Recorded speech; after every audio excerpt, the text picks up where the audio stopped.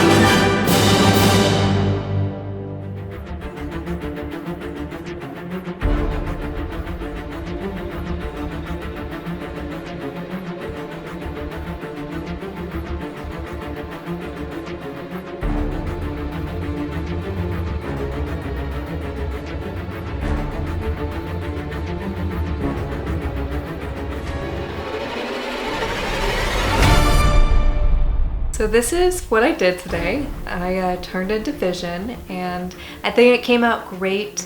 I didn't want to just do Vision, I wanted to do Paul Bettany as Vision, so I hope I was able to contour my face to give me that illusion. I feel very masculine. I absolutely had the most fun doing this character of all the Marvel characters I've done to date. Who's your favorite Marvel character? I'd love to know. This is one of my favorite transformations, but I'm a huge Miles Morales fan, so I'd like to hear what you guys think, and thank you for tuning in. This was super fun, and I'll see you next time.